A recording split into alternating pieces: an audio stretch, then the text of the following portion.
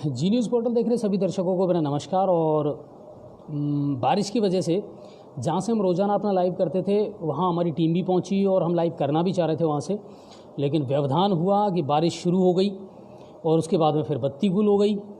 काफ़ी देर हमने वेट भी किया कि शायद हम कर पाएँ वहाँ से लाइव, लेकिन हम नहीं कर पाए। लेकिन लाइव तो करना था और आपको तमाम जो अपडेट है दिन भर की वो बतानी थी। बहुत सारे इश्यूज़ हैं जिनको लेकर के आपसे बात करनी थी, तो फिर मैंने सोचा कि चलो जहां हमको सुरक्षित माहौल मिलेगा वहां से हम लाइव ज़रूर करेंगे। तो जितने भी दर्शक हमारे साथ जुड़े हैं, सबसे पहले मेरी रिक्वेस्ट है कि आप फटाफट शेयर करें और ज़्यादा से ज़्यादा लोगों को जोड़ें अनछुए पहलू में, ताकि आज दिन भर की तमाम खबरें आपको मिल पाएँ और जो भी मुद्दे हैं, बड़ी समस्याएँ हैं, उन पर आप और हम मिलकर के डिस्कस कर सकें। तो फटाफट जुड़ें और उम्मीद ये करूँगा कि ज़्यादा से ज़्यादा लोग जुड़ें और इन तमाम जो दिन भर की खबरें हैं इनको हम शेयर कर सकें। आवाज़ सही आ रही होगी मेरे ख्याल से आप लोगों के पास में, तो वो भी मुझे थोड़ा सा बता देना आप लोग। बिल्कुल बारिश हो रही है और बाहर, क्योंकि आज दिन भर काफ़ी तेज़ धूप रही थी गंगापुर सिटी में, और उम्मीद ये थी, सुबह तो बादल छाए हुए थे कि शायद दिन में बारिश होगी, लेकिन दिन भर बारिश हो नहीं पाई। और अब शाम को ज़रूर अच्छी खासी बूंदाबांदी अभी हुई है। नेहरू गार्डन में जब हम मौजूद थे तो बारिश शुरू हो गई थी और हम अपना लाइव वहाँ से शुरू नहीं कर पाए थे, तो क्या कह सकते हैं। लेकिन कुल मिलाकर के लाइव करना था और लाइव हमने शुरू कर दिया है, तो ज़्यादा से ज़्यादा लोग जुड़ें। चलिए बात करते हैं आज की तमाम खबरों की और तमाम अपडेट की। शुरुआत करूंगा मैं उस मुद्दे से जो मुद्दा, जो विषय इन दिनों बड़ा हाईलाइट है और बहुत तेज़ी से सोशल मीडिया पर चल रहा है।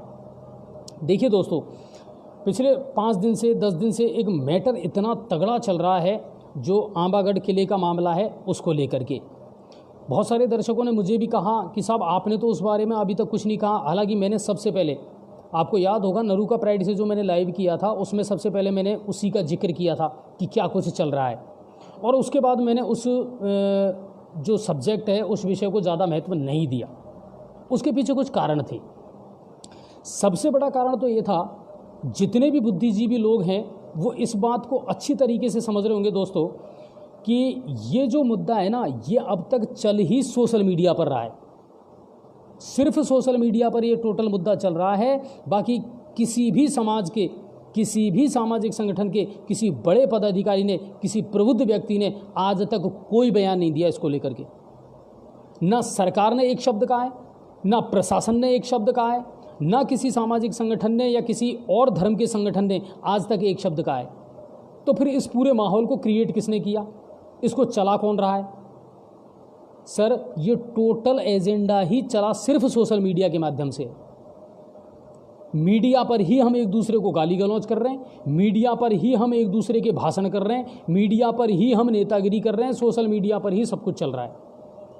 जबकि हकीकत बात यह है कि सच्चाई बहुत कम लोगों को पता है, हुआ क्या था, अब क्या हो रहा है और आगे क्या होने वाला है।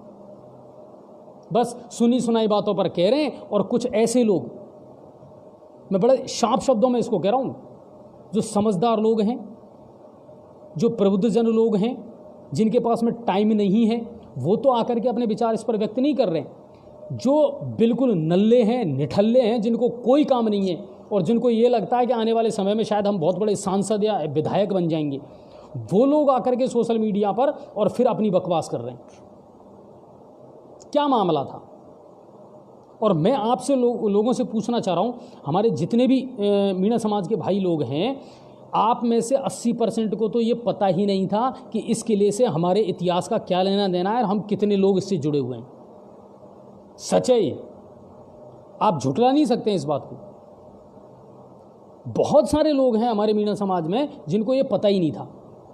अच्छा हुआ हमें हमारे इतिहास के बारे में पता चल गया, समाज को उसके इतिहास के बारे में पता चल गया, बहुत बढ़िया बात है। जो कुछ भी वहाँ 5 जून को हुआ, जिन असामाजिक तत्वों ने वो कृत्य किया, उनके खिलाफ FIR दर्ज करवा दी गई। अच्छा ये होता कि बजाय इसको इतना राजनीतिक स्टंट रूप देने के बजाय अगर आप प्रशासन से ये गुहार लगाते कि साहब ऐसे असामाजिक तत्वों की गिरफ्तारी की जाए और आगे इन चीज़ों को ध्यान में रखा जाए।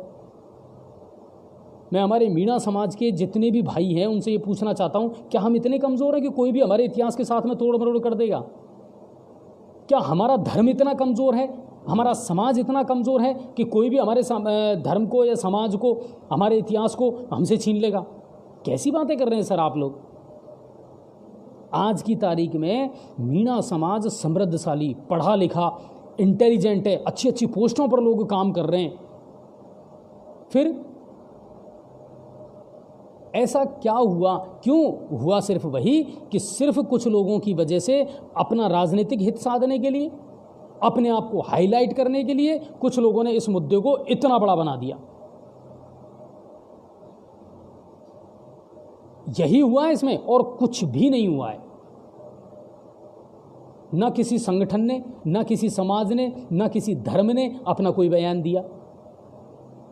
बताओ फिर हुआ क्या था? प्रशासन ने कोई बयान नहीं दिया, सरकार ने कोई बयान नहीं दिया, सब कुछ सोशल मीडिया पर चल रहा है, सिर्फ सोशल मीडिया पर। जबकि होना यह चाहिए था कि ठीक है, अगर हमारे इतिहास के साथ कोई भी धर्म हो, किसी भी समाज का हो, अगर किसी ने किसी के इतिहास के साथ, धर्म के साथ छेड़खानी की है तो आप अकेले नहीं हैं।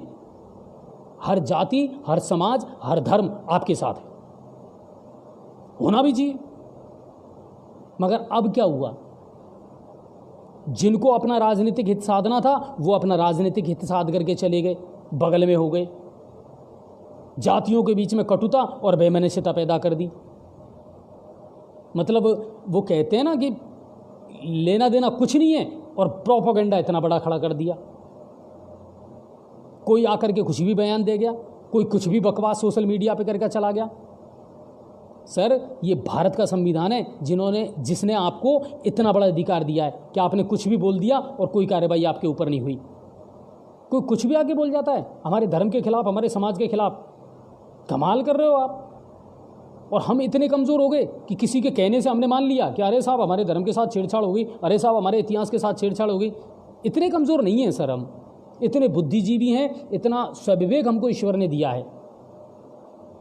किसी की भी कही सुनी बातों पर हम यकीन कर लेते हैं। ये मुद्दा है कोई? उसने साहब हमारा, आपको याद होगा अच्छी तरीके से, सबसे पहले मैंने इस चीज़ का खंडन किया था कि मीडिया ने इसको गलत तरीके से उठाया है। वहाँ झंडा फाड़ा नहीं गया था सर, ठीक है, तेज़ हवा थी, उतारने के दौरान वो फट गया। उसको उतारने की ही ज़रूरत क्या पड़ी? प्रशासन से कह देते, बिल्कुल तरीके से वहाँ जाते, आराम से उतार देते, तो भी कोई परेशानी नहीं थी। जचे जो बयान दे दिया, जचे जो बक दिया, और उसके बीच में, समाजों के बीच में आपने कटुता भर दी अपना राजनीतिक हित साधने के लिए। चंद लोगों की वजह से एक व्यक्ति से समाज बनता है क्या? फिर हम उसके पीछे क्यों चले साहब? क्यों लगे उसके पीछे? क्यों माने उसकी बातों को हम? एक व्यक्ति से समाज नहीं बनता है, लोगों के संगठन से, लोगों के आपसी सौहार्द से जाकर के समाज बनता है सर। कोई आकर के कुछ कह गया, कोई आकर के कुछ कह गया, और हम भड़क गए साहब। अरे साहब हमारी आस्था पर चोट कर दी। इतना आसान है हमारी आस्था पर चोट करना? किसी असामाजिक तत्व ने अगर कोई गलती कर दी, उसको सजा मिलनी चाहिए। प्रशासन अपना काम करेगा, कानून अपना काम करेगा। आज डॉक्टर किरोड़ी लाल मीणा जी जो हैं सांसद, उन्होंने भी तो ज्ञापन दिया है सीएस को, और बाजी मांगे उन्होंने रखी, और तरीके से उन्होंने बात की है कि बिल्कुल हमारी जो चाबी है वो हमको दिलवाई जाए। मीणा समाज का या अम्बा माता का कोई झंडा वहाँ फहराया जाता है तो बिल्कुल फहराएं। कहाँ परेशानी है? किसको परेशानी है? एक बात बताओ, ऑब्जेक्शन किसने किया? इस पूरी लड़ाई में जितने भी बुद्धिजीवी लोग हैं, मुझे एक बात बताइए, क्या कोई ऐसा सबूत आपके पास है जिसमें किसी ने भी ये कहा हो कि नहीं साहब हमको ऑब्जेक्शन है? किसी को कोई ऑब्जेक्शन नहीं है। आज हम कैला देवी को मानते हैं, बीजासनी माता को मानते हैं, मदन मोहन जी को मानते हैं, वहाँ अपनी अपनी मान्यता और श्रद्धा के अनुसार हम झंडे फहराते हैं या कुछ भी लगाते हैं। किसी को कोई ऑब्जेक्शन है क्या? कोई ऑब्जेक्शन नहीं है, सबकी अपनी अपनी आस्था है। और सही बताओ तो हमें तो बड़ी खुशी हुई कि हमें पहली बार ये पता चला कि साहब इससे मीणा समाज का इतिहास जुड़ा हुआ है। कितनी अच्छी बात है। बल्कि मीणा समाज के जो प्रबुद्ध लोग हैं, सम्मानित लोग हैं, बुद्धिमान लोग हैं, उनको तो ये कहना चाहिए कि आओ, हम इनवाइट करते हैं आपको और देखो हमारी सांस्कृतिक धरोहर को। उसमें अलग मज़ा था। अभी आप कह रहे हो साहब 1 अगस्त को चलो, ट्रकों की आपने व्यवस्था कर ली, बसों की आपने व्यवस्था कर ली, साधनों की व्यवस्था कर ली। क्या करना चाह रहे हैं आप? है किसी के पास जवाब? आपका उद्देश्य क्या है, लक्ष्य क्या है बताओ? 1 अगस्त को आप वहाँ जा रहे हैं, किस चीज़ के लिए जा रहे हैं? उस किले को उठा करके ले जा रहा है क्या कोई? ले जा रहा है क्या कोई? उस ऐतिहासिक स्थल के साथ में कोई तोड़फोड़ करने वाला है क्या 1 तारीख को? कोई नहीं करने वाला। वो वही है, इतिहास हमेशा जिंदा रहता है और वो वही रहेगा। वो कोई नहीं छीन सकता आपसे, वो अधिकार कोई नहीं छीन सकता। जो आपकी श्रद्धा के लिए हैं वो हमारी भी श्रद्धा के लिए हैं, सबकी श्रद्धा के लिए हैं। मगर चंद लोगों के बहकावे में आकर के सर, और हम इतने गलत डिसीजन, मैं पिछले 5 दिन से 7 दिन से देख रहा हूँ सोशल मीडिया पर कोई किसी को गाली दे रहा है, किसी ने किसी के लिए बकवास कर दी, किसी ने किसी के लिए कुछ लिख दिया। क्यों भाई? सिर्फ यही मुद्दे रह गए आप लोगों के पास में? और इतने ही अगर आप समाज के हितैषी हो, इतने ही अपने समाज की आपको चिंता है, इतने ही आप अपने समाज को ऊंचा करना चाहते हो, तो जाओ अभियान चलाओ एक एक गांव में जाकर के नशाखोरी के खिलाफ। हमारे समाज में कितने ऐसे युवा हैं जो नशे की गिरफ्त में हैं, चलाओ ना उनके खिलाफ अभियान। कितने ऐसे युवा हैं जो अपराधों में लिप्त हैं, चलाओ ना उनके खिलाफ अभियान। क्यों नहीं चलाते? ऐसे मामलों में हमेशा समझदारी से काम लेना चाहिए, हमेशा अपने दिमाग से काम लेना चाहिए। किसी के हाथों की कठपुतली बन करके और किसी के बहकावे में आकर के हम में जातीय कटुता पैदा हो जाए, ये कभी नहीं चाहेंगे हम, और कोई नहीं चाहेगा, कोई भी समाज नहीं चाहेगा ये बातें। किसी ने अगर वहाँ गलत किया है उसके खिलाफ कार्रवाई होनी चाहिए। कौन मना कर रहा है इससे? किसी ने नहीं की। आप बता दो सिंगल 1 पर्सन जिसने ये बयान दिया हो कि नहीं साहब हमने किया है वहाँ और आओ हम फिर करेंगे। किसी ने नहीं कहा। कोई सा भी समाज हो, हर समाज का अपना अस्तित्व है, हर समाज की अपनी सभ्यता और संस्कृति है, हर समाज का सम्मान है। मगर चंद लोगों की वजह से, कुछ लोगों की वजह से जिनके राजनीतिक हित छुपे हुए हैं और वो खुद अपने स्टैंड पे भी कायम नहीं रहते। ये और बता दूं मैं आपको, वो खुद अपने समाज के भी सगे नहीं है कभी। क्यों? कि बस अपने स्वार्थ के चलते जो बकना था वो तो बक दिया उन्होंने। अब समाज जाने, लड़ता है तो लड़ने दो, हमें क्या फर्क पड़ता है, हमारा तो राजनीतिक हित सद गया। समाज कोई भी हो, हर समाज ये चाहता है हमारा समाज तरक्की करे, आपस में समाज में सौहार्द बना रहे, प्यार और मोहब्बत बनी रहे। कोई कहता है साहब हम हिंदू नहीं है, हम ये नहीं है, तो हम कौन है? आदि अनादि काल से सिर्फ धर्म ही तो था, और क्या है? जातियां तो बाद में बनी है सर। फिर आज तक मैं इस टॉपिक पर कभी नहीं बोला। हमारे ही कुछ ऐसे पत्रकार बंधु हैं, हालांकि मैं उनको पत्रकार नहीं कहता हूं। प्रकाश भाई, सुदर्शन चैनल वाले चौहान जी जो कह रहे हैं, एक बात हमेशा याद रखिए, जब आप एक्शन करते हो तो उसके बदले रिएक्शन होता है। हम कैसे भूल जाएं? मैं अगर सामने वाले को 1 गाली दे रहा हूं, 2 गाली दे रहा हूं, तो क्या वो नहीं देगा मुझे? देगा ना। हमने शुरुआत क्यों की? हम कैसे बैठ गए? 5 तारीख को एक घटना हुई, उसके खिलाफ FIR दर्ज करवा दी गई, दैट्स इट। बल्कि प्रशासन से हमको ये कहना चाहिए था कि साहब उनके खिलाफ कार्रवाई करो, जांच करो, जो दोषी हैं उनके खिलाफ कार्रवाई करो। आप तो कि साहब ये बजरंग दल बेकार है, कि ये विश्व हिंदू परिषद है, कि ये RSS खराब है, उन्होंने तो आज तक कोई बयान नहीं दिया। जो भी बयान आया है बिल्कुल गौर से देखिए सर, तथ्यों के साथ में। उन्होंने हमेशा एक बात कही है कि भगवा जो है हमारी संस्कृति का अंग है। अब आपका झंडा भगवा है, उनका लाल है, किसी का गुलाबी है, तो इसमें आपत्ति किसको है? किसी को नहीं है। फहराओ ना। और सबसे अच्छा और सबसे खूबसूरत तो हमारा तिरंगा है, लगा दो जाकर के, कौन मना कर रहा है? आप अगर अपनी अंबा माता का वहाँ झंडा लगाते हैं तो किसने मना किया बताओ? आया कोई ऐसा बयान? किसी का नहीं आया। और दूसरी बात मैं आपको बताऊं, हर समाज में अब बात मिलेंगे आपको, हर समाज में मिलेंगे, हर जाति में मिलेंगे। अच्छे लोग भी हैं, बुरे लोग भी हैं, अच्छी मानसिकता वाले भी हैं, बुरी मानसिकता वाले भी हैं। उनके कहने से हमारा समाज चलेगा क्या? उनसे कहने से हमारा धर्म चलेगा क्या? और दूसरी बात, हमारे समाज को और हमारे धर्म को बचाने के लिए हमको किसी की जरूरत नहीं है, हम सक्षम हैं। चाहे वो आप हो चाहे हम हो। इतना कमजोर थोड़ी है यार हमारा धर्म, हमारा समाज, कि किसी के प्रमाण पत्र की आवश्यकता पड़े हमें। बुद्धि विवेक से सोच समझ करके निर्णय लेना चाहिए।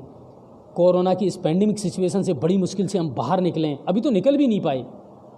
आर्थिक स्थिति खराब है, बच्चों की मानसिक स्थिति खराब है, स्कूल खुल नहीं पाए, बिजनेस अपनी गति पर आ नहीं पाया, और हम किस लफड़े में पड़ गए बताओ आप। ये मुद्दों से भटकाने का एक तरीका है। हमको इन चीजों को समझना पड़ेगा। किसी ने झंडा उतार दिया, किसी ने झंडा लगा दिया, क्या फर्क पड़ता है सर? आस्था दिलों से होती है, श्रद्धा जो होती है वो मन से होती है। झंडा किसी चीज की पहचान थोड़ी है। मत लगाओ ना, भगवा मत लगवाओ, लाल मत लगाओ, पीला मत लगाओ, मत लगाओ ना। कौन कह रहा है आपसे? लेकिन कुल मिलाकर के ये है, जब तक वो कोई चीज सामने नहीं आए तथ्यात्मक, तब तक उसके बारे में राय व्यक्त नहीं करनी चाहिए। ये जो हमने सोशल मीडिया पर लड़ाई लड़ी ना, ये अधूरे ज्ञान के साथ में लड़ी थी। कोई जानकारी बिल्कुल नहीं ली हमने। किसने वो भगवा ध्वज फहराया, क्या उस पर जय श्री राम लिखा हुआ था, क्या उसको फाड़ा गया था, सब मनगढ़ंत बातें हैं सर। कोई ऐसा वीडियो वायरल नहीं हुआ जिसमें वो झंडा फाड़ा गया हो। कहाँ था बताओ? मैंने तो खुद ने इसका पहले दिन खंडन किया है कि मीडिया ने गलत तरीके से इसको पेश किया है। तेज हवा थी, उसको उतारने का प्रयास किया। हाँ, गलती वो की कि इस तरह नहीं उतारना चाहिए था। पूछ लेते, प्रशासन से कह देते, प्रशासन ही उतार देता कि साहब देखिए हमारी आस्था का मामला है और यहाँ किसी असामाजिक तत्व ने झंडा लगा दिया है, इसको उतार दें। फिर अगर प्रशासन नहीं उतारता, प्रशासन से हम सवाल जवाब करते तो मजा आता। लेकिन जो तरीका इस्तेमाल किया है, लोगों के अंदर जो वैमनस्यता भरने का प्रयास किया गया है, वो गलत था। आज भी गांवों में आप जा करके चले जाओ, मेणा, गुजर, जाट, राजपूत, ब्राह्मण, बनिया, कोई सी भी जाति हो सर, एक जाजम पर बैठते हैं, एक जाजम पर बैठ करके बातें करते हैं। जब किसी की बहन बेटी की कोई शादी ब्याह कोई भी फंक्शन हो, सब मिलजुल करके काम करते हैं। बताओ फिर धर्म और जाति कहाँ गई? फिर समाज कहाँ गया?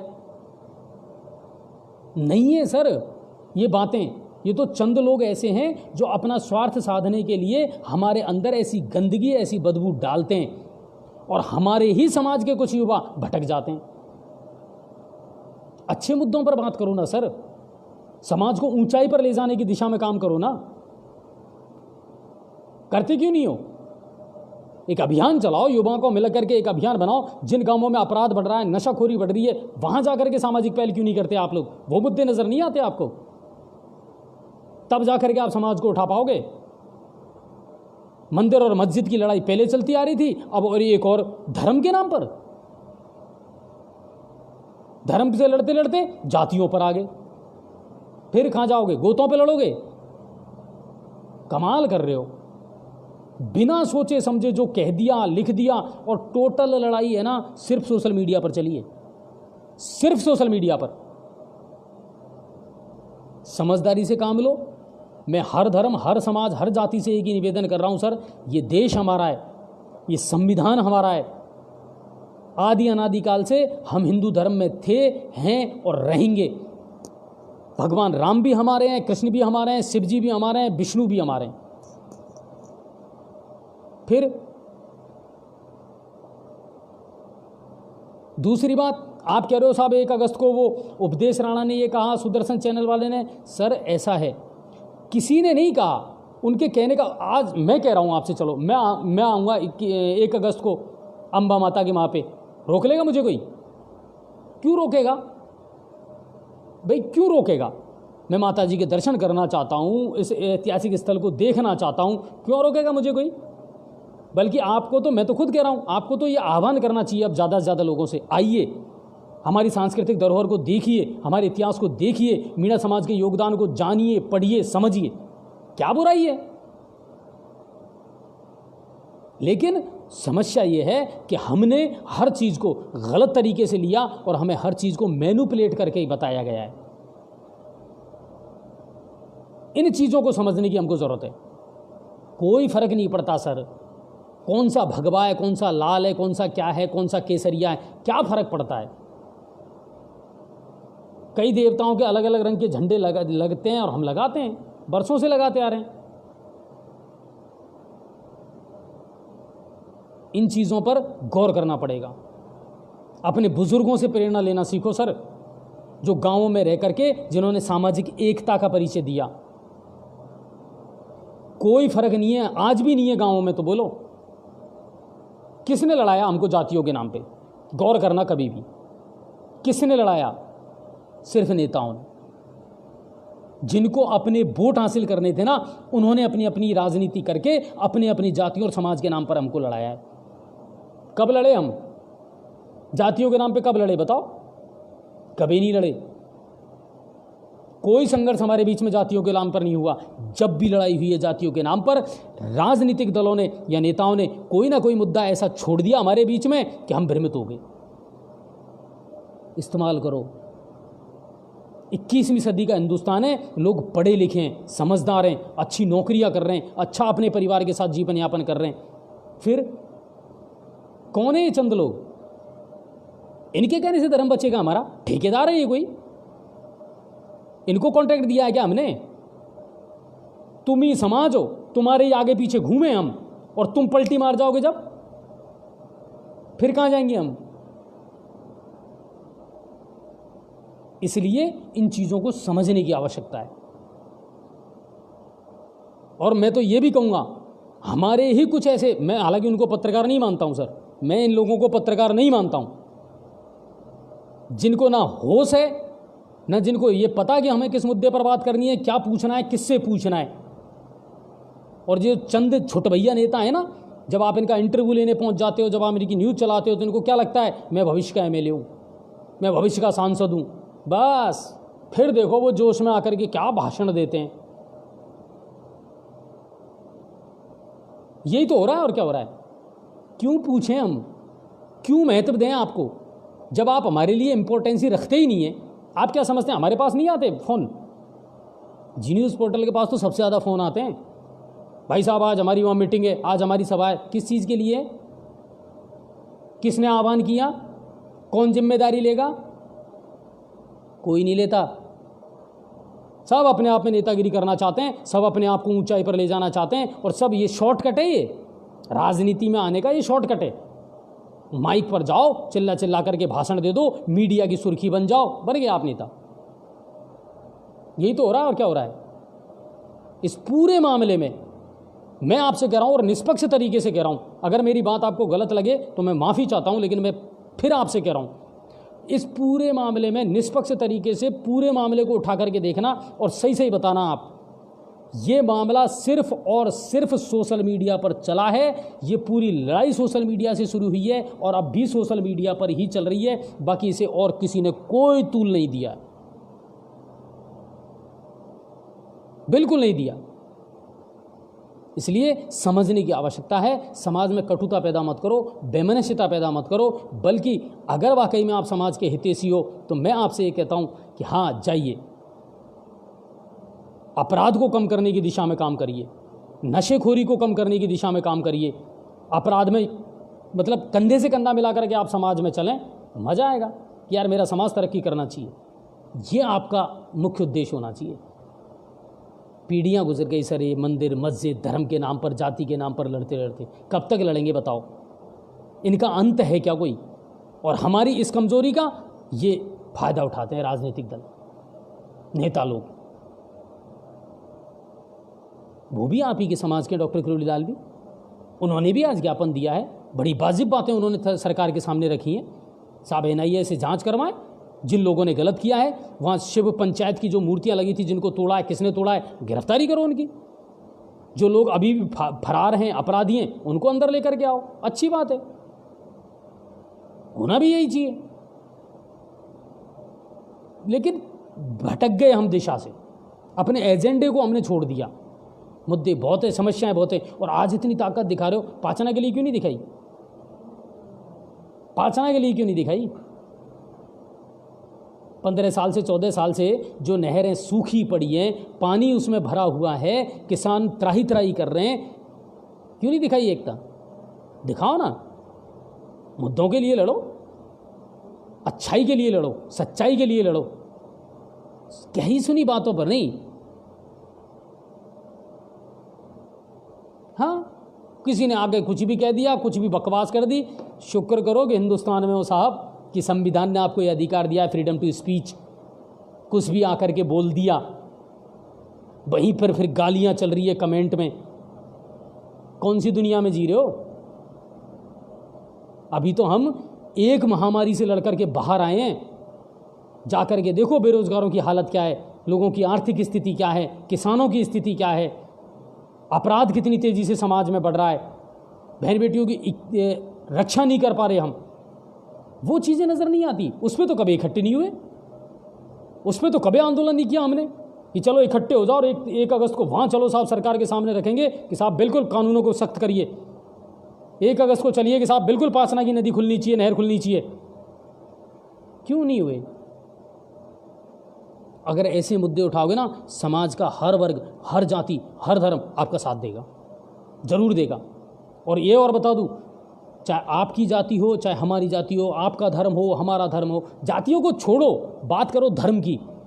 किसी के भी धर्म पर अगर कोई चोट होगी तो सब एक साथ साथ देंगे, बिल्कुल साथ देंगे आपका,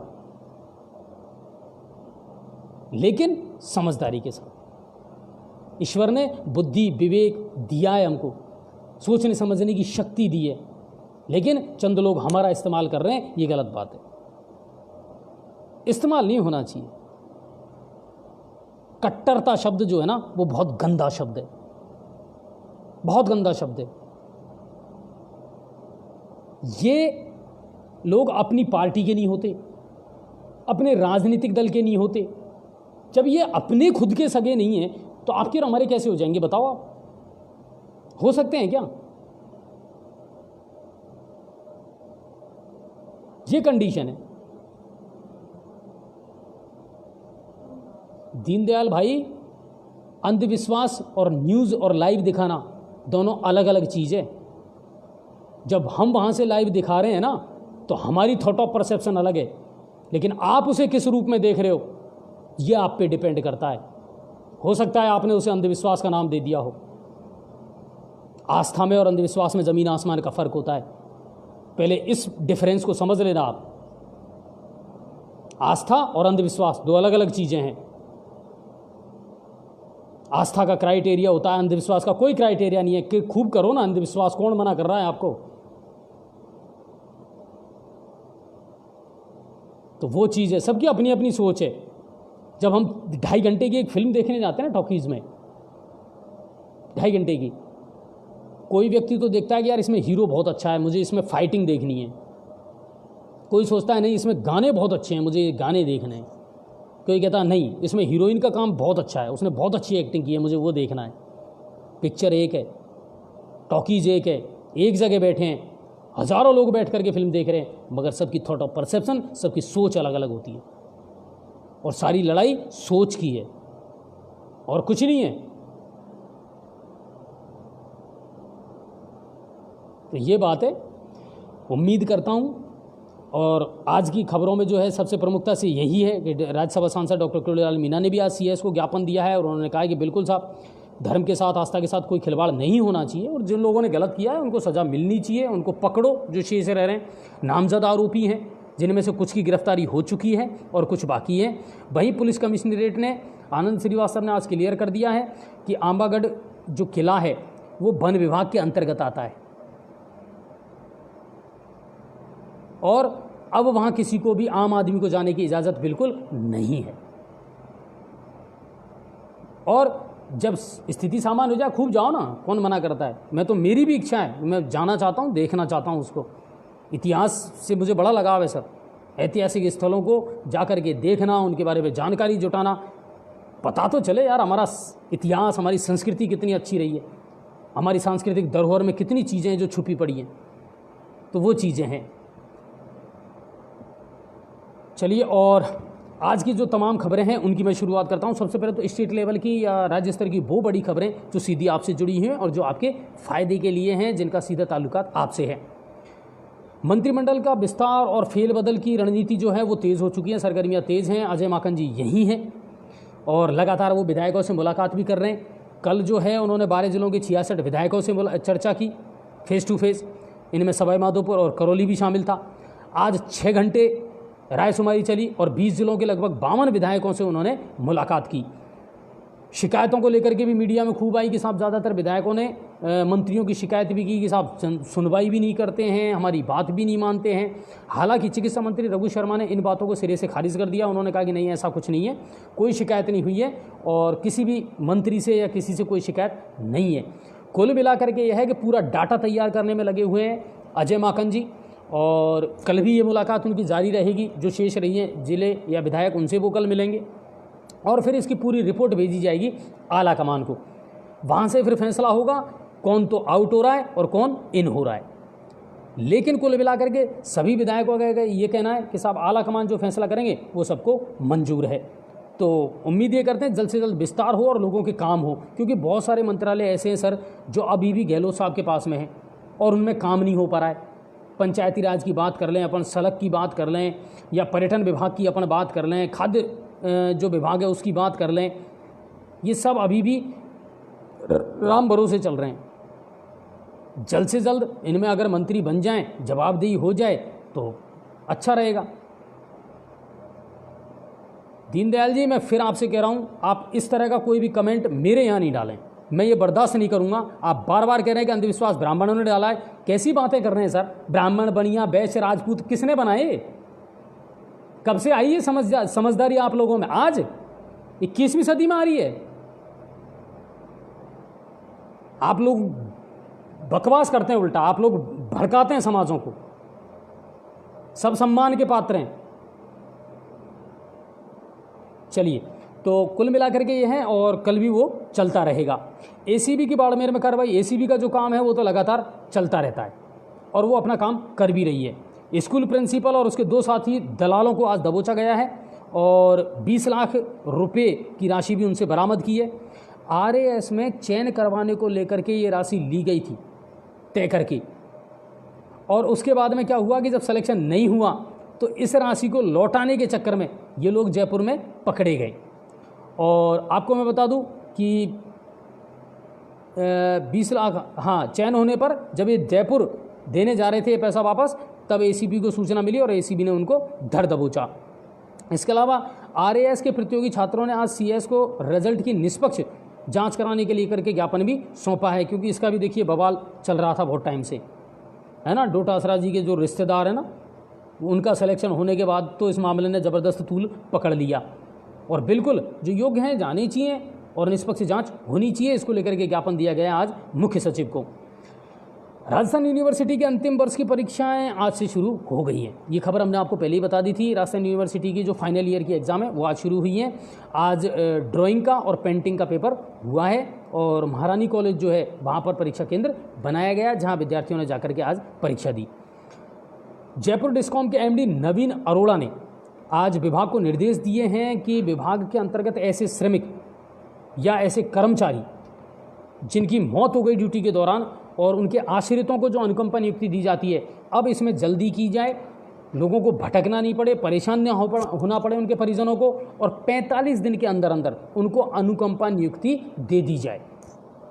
और इसके लिए मैं आपको बताऊं कि उन्होंने जो है प्रकरणों के निस्तारण के लिए नोडल अधिकारी और केस प्रभारी इनकी नियुक्ति भी कर दी है, ताकि जल्दी से जल्दी इन मामलों का निस्तारण हो सके। सीएम गहलोत ने आज वीडियो कॉन्फ्रेंसिंग के माध्यम से अधिकारियों की बैठक ली। बजट घोषणा, जन घोषणा, कोरोना की स्थिति, टीकाकरण आदि के बारे में अधिकारियों से जानकारी ली, फीडबैक लिया, क्योंकि अभी भी सरकार इस चीज़ को लेकर के सचेत है कि कहीं ऐसा ना हो कि कोरोना की तीसरी लहर जो है वो दस्तक दे दी। तो इसको लेकर के प्रशासन है, चिकित्सा विभाग है, आला अधिकारी हैं, वो पहले से ही चाक चौबंद हैं और मुख्यमंत्री गहलोत भी इसको लेकर के लगातार गंभीर हैं, लगातार फीडबैक लेते रहते हैं और बैठक और मीटिंग करते रहते हैं। और विश्व बाघ दिवस है आज, और बाघों की स्थिति के बारे में देखिए, बाघों का कुनबा बड़ा तो है। राजस्थान की अगर मैं बात करूं तो प्रदेश में पहली बार ऐसा हुआ है जब बाघों का कुनबा 100 से ऊपर पहुंचा है, आंकड़ा 100 से ऊपर पहुंचा है प्रदेश में, और ये खुशी की बात है क्योंकि यहाँ का जो माहौल है वो मुफीद है। लेकिन कहीं ना कहीं जो प्रशासनिक स्तर पर कार्रवाइयाँ या कार्य होने चाहिए थे वो नहीं हो पाए। राजस्थान में अगर बाघों के संरक्षण के लिए हम बात की जाए तो 3 जो हैं वो जोन बनाए गए हैं, 3 ही कॉरिडोर हैं, अगर देखा जाए तो। लेकिन आज भी सवाल बहुत हैं, कितनी तो सुरक्षा है बाघों की। दूसरी बात, टेरिटरी को लेकर के इन बाघों के बीच में संघर्ष हो रहा है, तो क्या जगह की कमी पड़ रही है? कितने ऐसे गांव हैं जिनको आपने पुनर्वास की व्यवस्था करवा दी, जबकि करोड़ों का बजट भी आ चुका है। रणथंभौर एरिया के आसपास जितने भी गांव बसे हुए हैं जहां जंगली जानवरों का मूवमेंट है, बाघों का, भालुओं का, आए दिन खबरें आती हैं। सरकार ने उनको गैस सिलेंडर भी दे दिए, सरकार ने उनके पुनर्वास की घोषणा भी कर दी, मगर उसका एग्जीक्यूशन कितना हुआ, अप्लाई उसको कितना किया गया, ये देखने की बात ज़रूर है। तो इन चीज़ों को देखा जाना चाहिए। और बाघों का कुनबा बढ़ता है, देखिए वही बात है, प्रकृति में हर जीव का बहुत महत्व है सर। इंसानों का जीना जितना ज़रूरी है उतना ही जानवरों का भी जीना ज़रूरी है, तभी तो प्रकृति का संतुलन बना रहेगा, नहीं तो सारी व्यवस्थाएं गड़बड़ हो जाएंगी। तो कुल मिलाकर के ये, और रणथंभौर की क्षमता 45 से 50 बाघों की है, लेकिन आज की तारीख में रणथंभौर में 74 बाघ हैं। उनके लिए जगह कम पड़ रही है। संघर्ष लगातार जानवरों में होता रहता है, नियम जानवरों के भी हैं। वयस्क होने पर माँ बाप जो हैं बाघों के, वो अपनी बच्चों को छोड़ देते हैं, अब जाओ और अपना साम्राज्य स्थापित करो, फिर उनमें संघर्ष होता है। एरो हेड की 2 बेटियां रिद्धि और सिद्धि, उनकी कहानियां तो लगातार हम आपको बताते आ रहे हैं, कितना संघर्ष उनमें हो रहा है। रिद्धि की तो कंडीशन ये थी, वो अपनी माँ से तक भिड़ चुकी है साम्राज्य को लेकर के। तो जंगल में जानवरों के बीच जो संघर्ष हो रहा है, बाघों की आबादी तो बढ़ रही है, मगर क्या उसके हिसाब से हम उनको माहौल दे पा रहे हैं, क्या उनकी सुरक्षा कर पा रहे हैं, ये भी एक देखने का विषय जरूर है। अब तक सिर्फ राजस्थान में 3 ही कॉरिडोर हैं, लेकिन अब 4था कॉरिडोर बन गया है। उम्मीद ये करते हैं वहाँ बाघों को शिफ्ट किया जाएगा और उनकी सुरक्षा की जाएगी। अब मैं आपको बताऊं, वर्तमान में राजस्थान में 3 टाइगर रिजर्व कॉरिडोर हैं। अलवर में सरिस्का, मुकुंदरा हिल्स है, सवाई माधोपुर और करौली का रणथंभौर है, और अब बूंदी का रामगढ़ भी 4था कॉरिडोर बना दिया गया है। तो उम्मीद ये करते हैं यहाँ से शिफ्ट किए जाएंगे और इनकी सुरक्षा की जाएगी। शेयर कर रहे हैं कि नहीं कर रहे? नहीं कर रहे सर, बहुत कम शेयर कर रहे हैं, गलत बात है।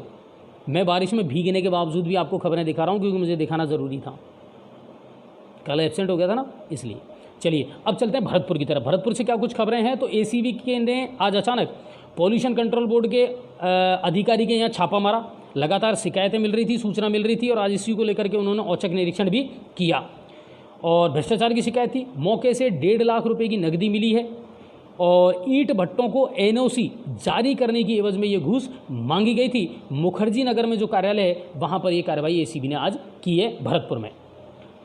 कामा में एक सड़क हादसा हुआ सर, दर्दनाक, और उसमें एक घायल महिला थी जिसको इलाज के लिए जयपुर ले जाया गया, और इलाज के दौरान उन्होंने दम तोड़ दिया। जो महिला घायल थी ज्ञानेश यादव, वो व्याख्याता थी, लेक्चरर थी कॉलेज में, स्कूल में, और उनके जो पति हैं डॉक्टर राजपाल यादव, वो राजकीय अस्पताल में कार्यरत हैं। सुबह कंटेनर ने उनको टक्कर मारी और पूरी की पूरी जो गाड़ी है स्कूटी, वो उनकी चकनाचूर हो गई, फंस गई पूरी तरीके से कंटेनर में। बड़ी मुश्किल से उसको निकाला गया और घायल अवस्था में ज्ञानेश मैम को हॉस्पिटल पहुंचाया गया, लेकिन इलाज के दौरान उनकी मौत हो गई। अब चलते हैं धौलपुर की तरफ। धौलपुर से क्या कुछ खबरें हैं, तो अच्छी बारिश से धौलपुर में चंबल नदी का जल स्तर जो है वो खतरे के निशान से ऊपर बह रहा है। धौलपुर में जो है 130.79 मीटर से भी ऊपर जो है ये इसका खतरे का निशान है, 130.79, लेकिन इस समय 131 से ऊपर चंबल नदी जो है वो धौलपुर और उसके आसपास के क्षेत्रों में बह रही है। अच्छा, दूसरी बात यह है कि जिला कलेक्टर राकेश जायसवाल ने आज उन क्षेत्रों का निरीक्षण भी किया है, वहाँ पहुँचे भी हैं अधिकारियों के साथ में, और चंबल के किनारे बसे हुए गांव जो हैं उनको अलर्ट भी कर दिया है, और प्रशासन पूरी तरीके से नज़र बनाए हुए। 2-3 दिन की जो बारिश हुई है ना क्षेत्र में, उसने ज़रूर जलस्तर बढ़ाया है नदियों का और बांधों का। तो धौलपुर से ये समाचार थे। बाड़ी क्षेत्र में आज सुबह से ही रिमझिम बारिश देखने को मिली है, और आज 38 mm बारिश धौलपुर में बाड़ी में रिकॉर्ड की गई है। इससे रामसागर में 12.5 फीट यानी लगभग 12.5 फीट पानी की आवक हुई है, जबकि उमरे में 4 फीट पानी आया है। तो पानी की आवक हो तो रही है, मगर जिस हिसाब से होनी चाहिए उस हिसाब से नहीं हो पा रही है। बहुत सारे क्षेत्र हैं ऐसे। धौलपुर से अगली खबर है, जिले के परुआ गांव में जमीनी विवाद को लेकर के 2 पक्षों में हुआ जमकर के खूनी संघर्ष। एक पक्ष ने दूसरे पक्ष के घर पर लगा दी आग, और उस आग में झुलस करके एक महिला गंभीर रूप से घायल हो गई, जिसका इलाज अस्पताल में जारी है। दरअसल आपको मैं बता दूं कि गांव के चंदपाल ठाकुर और संतोष ठाकुर के बीच पुराना एक ज़मीन का विवाद चल रहा है और आए दिन ये जो चीज़ें हैं ये उनके बीच में हो रही है। पुलिस इस पूरे मामले की जांच कर रही है। तो ये थी धौलपुर से खबरें। अब बात करते हैं करौली की। करौली से क्या कुछ खबरें हैं, हमारा पड़ोसी जिला है। एसपी मृदुल कछावा ने आदेश जारी करके और टोडा भीम के जो थाना अधिकारी हैं रामरूप मीणा, उनको तो लगा दिया है अब करौली, और करौली में जो थाना अधिकारी थे राम खिलाड़ी जी मीणा, उनको अब टोडा भीम लगा दिया गया है। यानी अब टोडा भीम के नए थाना अधिकारी होंगे राम खिलाड़ी जी मीणा, रामरूप मीणा की जगह पर। तो ये जो स्थानांतरण है ये किया गया है जिला अधीक्षक के द्वारा, पुलिस अधीक्षक के द्वारा। करौली से अगली खबर, जिला मुख्यालय पर पिछले 3 दिन से लोग पानी के लिए बूंद बूंद के लिए तरस रहे हैं। करौली में पिछले 3 दिन से त्राही त्राही मची हुई है पीने के पानी को लेकर के। हर अधिकारी को सूचना दे दी गई, लोगों ने खूब गुहार लगा ली, मगर ताज्जुब की बात यह है कि उनके कानों पर जूं तक नहीं रेंगती सर। और अभी 3 दिन गुजर जाने के बाद भी लोग या तो कैंपर से पानी मंगवा रहे हैं या पानी को खरीद रहे हैं, मगर पानी की सप्लाई अभी भी सुचारू रूप से करौली के बहुत सारे इलाके ऐसे हैं, जैसे मैं आपको बताऊं मासलपुर का दरवाज़ा है, बागुर है, केशवपुरा है, इनमें अभी भी पानी की सप्लाई चालू नहीं हुई है करौली में। करौली से अगली खबर, प्रभारी मंत्री अशोक चांदना कल करौली आ रहे हैं। जिला कलेक्टर सभागार में वो अधिकारियों की बैठक लेंगे, सरकार की जो योजनाएं चल रही है उनका फीडबैक लेंगे, क्या कुछ चल रहा है उसकी समीक्षा बैठक करेंगे। लगभग हर विभाग के अधिकारी मौजूद रहेंगे। तो कल करौली में आ रहे हैं जिला प्रभारी मंत्री अशोक चांदना। और क्षेत्र में 2 दिन से अच्छी बारिश हुई है करौली में, और कई बांध ऐसे हैं जिनका जल स्तर बढ़ा है। बात करूँ अगर पांचना की, तो पांचना का जल स्तर 85 सेंटीमीटर से बढ़कर के 253.75 मीटर हो चुका है। और पांचना तो पहले से ही भरा हुआ है, वो पानी काम ही कहाँ आ रहा है, वही तो लड़ाई है और क्या है। और इसके अलावा मैं आपको बता दूं, हालांकि अन्य बांध जो हैं जैसे काली सिल का बांध है, नीहर है, जगर है और मामचारी का जो बांध है, इनमें ज़रूर मामूली जल स्तर बढ़ा है, ज़्यादा बढ़ोतरी नहीं हुई है। यानी अभी भी चाहे गंगापुर सिटी की हम बात कर लें, करौली की बात कर लें, जिस हिसाब से मानसूनी बारिश होनी चाहिए थी उस हिसाब से बरसात अभी तक नहीं हुई है। बहुत सारे इलाके ऐसे हैं सर जिनको अच्छी बारिश का अभी भी इंतज़ार है। ज़िले में 4 RAS का तबादला हुआ है करौली ज़िले में, वहाँ की मैं बात कर रहा हूँ, और 5 पद स्थापना करके लगाए गए हैं। देखिए, अब सुदर्शन तोमर जो हैं उनकी जगह उत्तम सिंह शेखावत जो है वो करौली के ADM होंगे, अतिरिक्त जिला कलेक्टर। पहले सुदर्शन सिंह तोमर जी थे, अब वहाँ पर आ गए हैं उत्तम सिंह शेखावत जी। इसी तरह देवेंद्र परमार जो पहले वहाँ SDM हुआ करते थे, अब उनकी जगह आ गए धीरेन्द्र सोनी जी, वो अब करौली के SDM होंगे। इसी तरह कुंतल बिश्नोई वो अब जिला रसद अधिकार होंगे। तो कुल मिलाकर के थोड़ी सी तब्दीली की है। आपको पता होगा, हमने भी डाली थी पेज पर, 283 जो RAS हैं और तहसीलदार से जो प्रमोट होकर के बने हैं उनकी एक ट्रांसफ़र लिस्ट अभी आई थी, तो उसी के चलते ये हलचल हुई है। हमारे यहाँ भी हुई है। अब देखिए, बामनवास है, तो बामनवास में जो बद्री नारायण जी वहाँ के SDM थे, उनको अब स्थायी रूप से बौली लगा दिया गया है, क्योंकि बौली में पद खाली चल रहा था। और चौथ का बरबड़ा की जो SDM है सुशीला मीणा जी, उनका भी कर दिया गया है। वहाँ पर फिर देवीलाल जी को लगा दिया गया है, जो तहसीलदार से पदोन्नत होकर के और चौथ का बरबड़ा के अब SDM होंगे। तो ये तब्दीली हुई है। अब बात करते हैं सवाई माधोपुर जिले की। हमारे ज़िले से क्या कुछ खबरें हैं, तो बड़ी इंपॉर्टेंट खबरें हैं सर, नोट करने लायक खबरें हैं।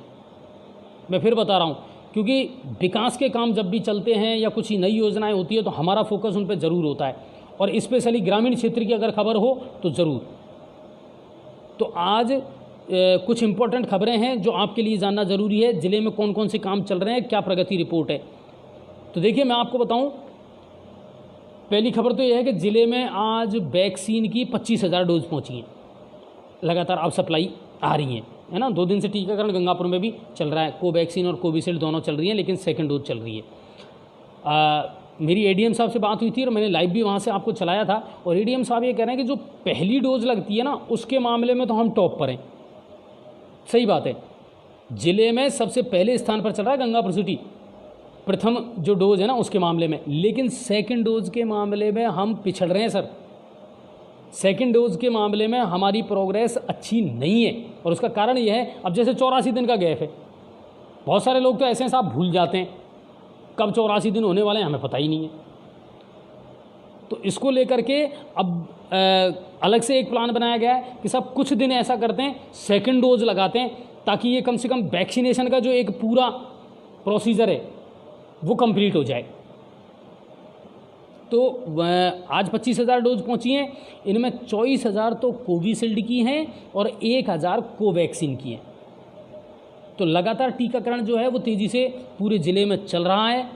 हर जगह जितने भी राजकीय सामुदायिक CSC PSC हैं उनमें सब में चल रहा है।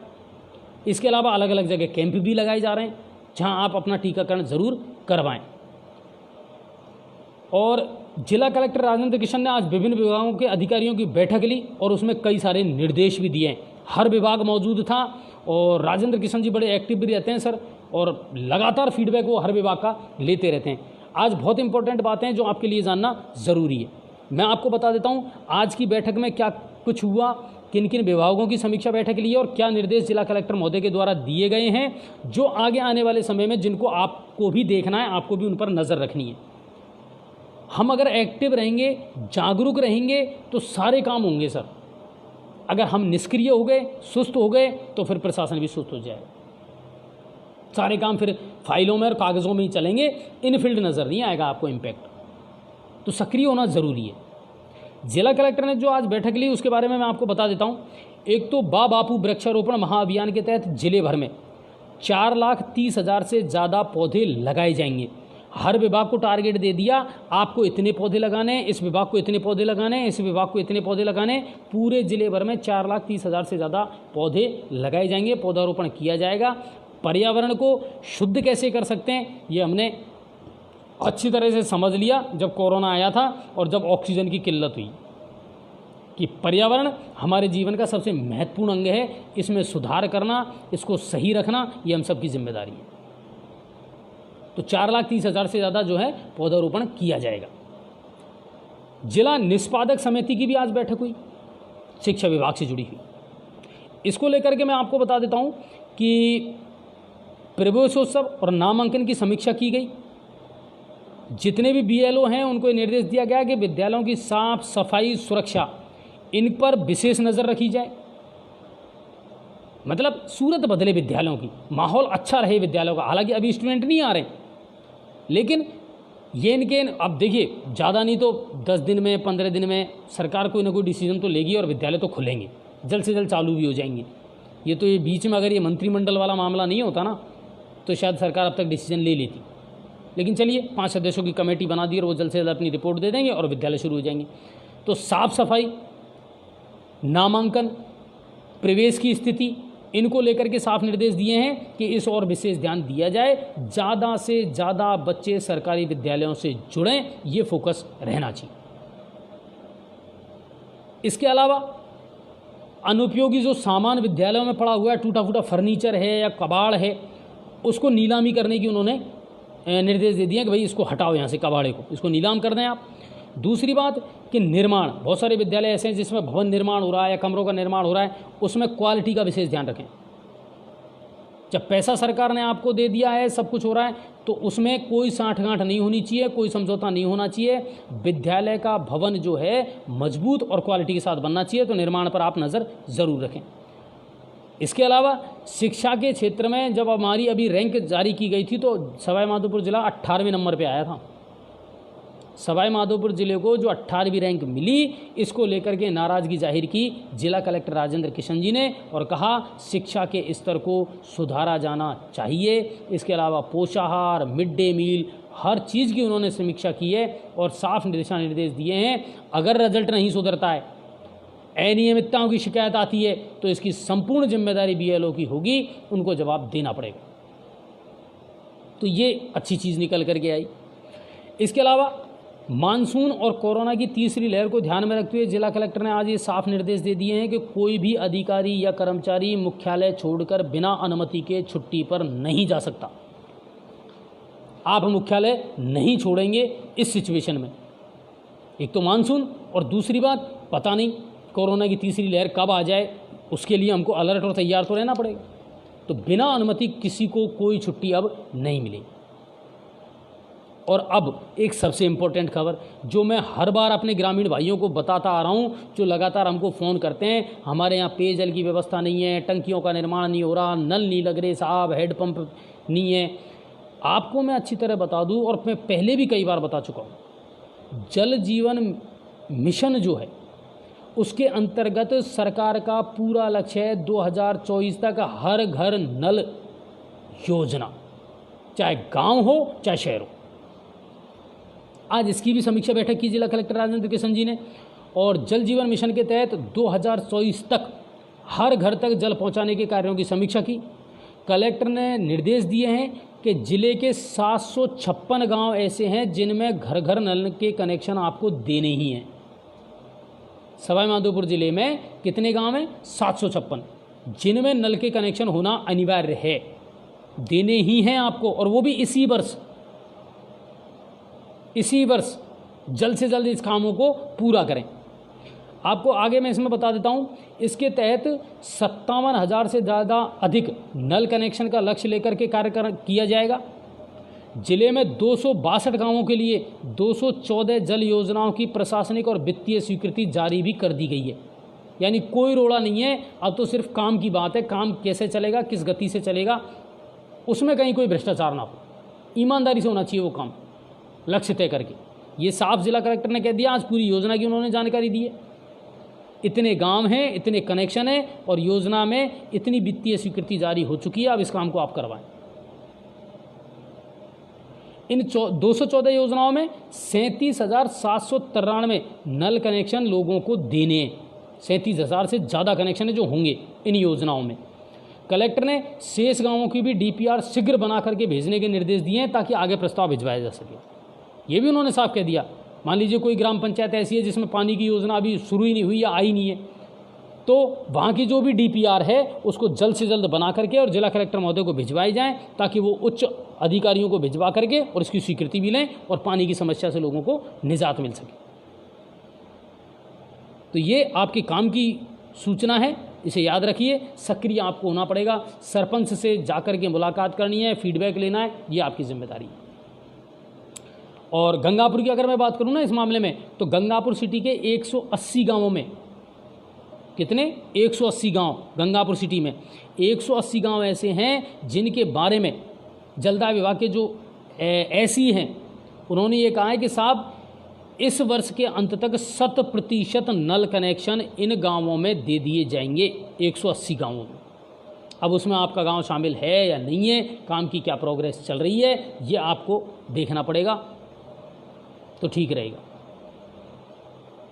ठीक है, अब चलते हैं गंगापुर सिटी की तरफ। हमारे शहर से क्या कुछ खबरें हैं? देखिए, हमारे शहर की सबसे बड़ी खबर तो यही है कि सुबह से अच्छी खासी धूप थी साहब, आज तो खूब बढ़िया तेज़ धूप थी, लेकिन शाम होते होते अब बारिश ने ज़रूर थोड़ा सा राहत दी है, लेकिन जितनी होनी चाहिए ना उस तरीके से हुई नहीं है, एक बात। दूसरी बात, जिले के प्रभारी मंत्री प्रसादी लाल जी कल आएंगे गंगापुर सिटी, लगभग 11:30 बजे पंचायत समिति सभागार में उनकी मीटिंग है अधिकारियों के साथ में, समीक्षा बैठक है, योजनाएं जो चल रही हैं उसकी जानकारी लेंगे। यानी गंगापुर में तो आएंगे प्रसादी लाल जी, करौली में जाएंगे वहाँ के जिला प्रभारी मंत्री अशोक चांदना जी। ठीक है, तो ये एक बात है। और आज सुबह 11 बजे से एक महिला लापता है, 50 वर्ष से अधिक की उम्र है उनकी, उनका फ़ोटो और उनके बारे में जो जानकारी है वो हम पेज पर डाल दिया है। अगर आप लोगों के नोटिस में आती हैं ये महिलाएं, तो जो नंबर हमने आपको दिए हैं पेज पर, वहाँ इनको पहुँचाने का कष्ट ज़रूर करें या उनको सूचित ज़रूर करें घर वालों को, वो परेशान हैं और ये सुबह से आज अपने घर से गायब है। और आज एक लावारिस बाइक मिली थी सालाना मोड़ पर, जिसका लाइव पदम जी ने दिखाया था आपको, पुलिस ने उसे अपने कब्ज़े में ले लिया है, लेकिन अभी तक कोई सामने निकल करके नहीं आया कि वो किसकी बाइक है, लेकिन होंडा शाइन है शायद वो, और पुलिस के हवाले उसको कर दिया गया, पुलिस ले गई है उसे।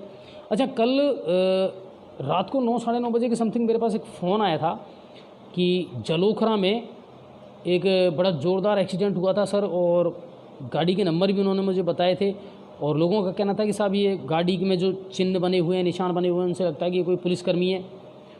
तो क्योंकि जलोखरा जो है वो सदर थाने के अंतर्गत आता है, तो मैंने तुरंत वहाँ के जो थानाधिकारी है राजकुमार जी, उनको फ़ोन किया और उन्होंने तुरंत वहाँ गाड़ी भिजवाई। अभी मेरी थोड़ी देर पहले उनसे बात हुई थी तो उन्होंने कही थी कि नहीं, कोई पुलिसकर्मी तो नहीं है, लेकिन हाँ गंभीर रूप से घायल है, और उसको तुरंत गाड़ी लेकर के आ गई थी और हॉस्पिटल में उसका इलाज जारी है। तो ये मामला था। और इसके अलावा गंगापुर सिटी की और कोई बड़ी खबर नहीं है। गंदगी के आलम बिल्कुल देखने को मिल रहा है, और नगर परिषद जो है ना, उसके प्रयास जो हैं वो अब इस समय बहुत बौने नज़र आ रहे हैं। हकीकत बात यह है, क्योंकि समस्याएं ज़्यादा हैं, संसाधन उतने हैं नहीं, काम उतने तरीके से हो नहीं पा रहा। हर गली, हर मोहल्ले, हर वार्ड से शिकायतें आ रही हैं जल भराव की। साफ पानी भरा हुआ है, कचरा उठाया नहीं गया है, नालियाँ जाम हैं। बड़े नालों पर फोकस कर रहे हैं, नालियों का तो कोई मालिक है ही नहीं, वो साफ़ कैसे हों, उन पर कोई फोकस नहीं कर पा रहे हैं। तो ये अव्यवस्थाएं ज़रूर इन दिनों चल रही हैं, लेकिन देखते हैं क्या कुछ होता है। और मंत्रिमंडल के विस्तार को लेकर के आने वाले दिनों में क्या हलचल होने वाली है वो ज़रूर देखेंगे हम, उस पर हमारी नज़र रहेगी। तो दिन भर की जो तमाम खबरें हैं, अपडेट हैं, वो इसी तरह आप देखते रहें। और हमेशा याद रखिए सर, जब जी न्यूज़ पोर्टल या हम अपने चैनल से कोई खबर दिखाते हैं ना, तो उसके पीछे कोई पक्ष विपक्ष या कुछ ऐसा नहीं होता, हमारा अपना कोई पर्सनल उसमें नहीं होता। हम इतना चाहते हैं समाज में एक सौहार्द, एक प्यार, एक अच्छा माहौल बना रहे, लोग जागरूक रहें, लोगों के काम हों। और जिस 21वीं सदी के हिंदुस्तान का हमने और आपने मिलकर के सपना देखा है, अगर हम साथ नहीं देंगे सरकारों का, प्रशासन का, तो फिर हम तरक्की नहीं कर पाएंगे। अब हम सपेरों का देश नहीं है सर, अब हिंदुस्तान बहुत तरक्की करने वाला देश है हर स्तर पर। तो इसमें आम आदमी का योगदान होना बहुत ज़रूरी है। और अगर लोकतंत्र को ज़िंदा रखना है, संविधान का सम्मान हम करते हैं, तिरंगे का सम्मान हम करते हैं, तो हमें हमारा जो सामाजिक सौहार्द है वो बना करके रखना पड़ेगा। क्योंकि भारत माता के गले में जो माला है ना, हम उस माला के मोती हैं, जिससे वो माँ शोभायमान होती है। धर्म अलग चीज़ है, जाति अलग चीज़ है, कोई नहीं पूछता सर, कौन पूछता है? जब अस्पताल में आप एडमिट होते हैं और आपको ब्लड की ज़रूरत होती है ना, सीधा ब्लड बैंक जाते हैं, भाई साहब मुझे 1 यूनिट दे दो, 2 यूनिट दे दो। वहाँ नहीं पूछता कि ये जो ब्लड है वो किसका है, नहीं पूछते ना। ब्लड की ज़रूरत है। जब खून का रंग अलग नहीं है, संस्कृति अलग नहीं है, तो फिर हम अलग कैसे हो सकते हैं एक दूसरे से? बल्कि एक दूसरे का साथ दे करके और कोशिश ये करें हम समाज को सुधारें, अपने क्षेत्र को सुधारें, विकास के बारे में सोचें, लोगों के दुख दर्द तकलीफ़ों में हम जितनी उनकी हेल्प कर सकें उसके बारे में सोचें, तो मेरे ख्याल से ज़्यादा बेटर होगा। सोचने के बहुत सारे मुद्दे हैं। और बस इतना ही कहना चाहूँगा कि मेरे इस क्षेत्र में ना जाने ये कैसा दौर है, हर आम आदमी खामोश है, बस ऑनलाइन शोर है, यही तो चल रहा है, ठीक है ना। हर आदमी खामोश है, बस ऑनलाइन शोर है, कोई नहीं बोल रहा। और यही मौजूदा दौर है। चलिए, आप सभी का बहुत बहुत धन्यवाद, और ज़्यादा से ज़्यादा खबरों को शेयर करना सर। उम्मीद करता हूँ आज का अनछुए पहलू आपको पसंद आया होगा। मुद्दे, समस्याएं लगातार उठाते रहते हैं, उठाते रहेंगे। समस्याओं का समाधान होता भी है, कई बार नहीं भी होता, लेकिन नहीं होता तो भी इसका मतलब ये नहीं है हम मुद्दा छोड़ दें। आज नहीं तो कल, कल नहीं तो परसों होगा तो सही समस्याओं का समाधान। और यही उद्देश्य और यही लक्ष्य लेकर के जी न्यूज़ पोर्टल हमेशा काम करता रहता है। आप सबका बहुत बहुत धन्यवाद। जय हिंद और जय भारत।